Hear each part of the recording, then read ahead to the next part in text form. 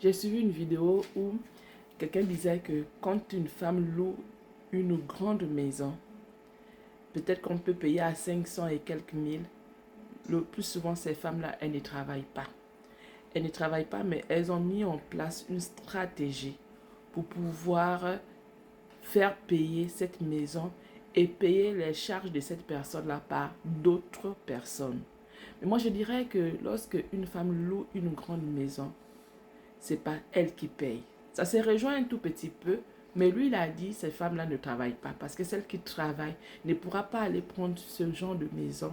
Elle prendra une petite chambre pour s'occuper d'elle et le reste, elle fera certaines choses. Moi, je dirais que ces personnes-là, qu'elles travaillent ou qu'elles ne travaillent pas, une femme qui fait cela, le plus souvent, ce sont des femmes qui se font payer des loyers par d'autres personnes, donc en l'occurrence des hommes. Pourquoi? Parce qu'en tant que femmes, on connaît tous que nous aimons bien économiser et nous aimons bien nous occuper de nos enfants, de nos familles et autres. Et on connaît tous les salaires des personnes. À moins que ça soit quelqu'un, un chef d'entreprise, probablement, et même là encore, lorsqu'on sait qu'on suit pour pouvoir trouver son argent, le plus souvent, on ne balance pas cet argent.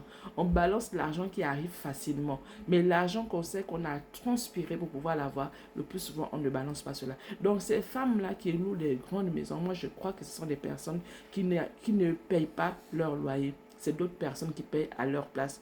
Parce que dans la mesure où ce n'est pas elle qui paye. Si elle a un salaire de 500 000, comment elle fait pour aller louer une maison de 500 000? C'est déjà un suicide. Donc, ce qui est sûr, c'est que cette personne-là se fait payer son loyer. Parce qu'une femme, connaissant la stratégie des femmes, connaissant comment les femmes fonctionnent, connaissant ce qu'elles désirent vraiment, une femme voudra économiser pour pouvoir s'occuper d'elle et s'occuper d'avoir une vie qu'elle désire avoir. Donc, elle ne va pas le louer quelque chose de si grand. Elle va chercher quelque chose de beau, certainement, mais pas quelque chose de si grand, de luxueux et de coûteux. Ou encore, elle prendra quelque chose de minime, mais de beau, et qu'elle va pouvoir décorer au fur et à mesure avec les moyens qu'elle a. Mais quand tu vois quelqu'un qui fait vite un bon, j'en suis sûre, vraiment, que cette personne-là ne paye pas son loyer. Et surtout pas les femmes, parce que les femmes, elles ont trop de calculs, elles ont des tontines à faire, elles ont plein de choses à faire.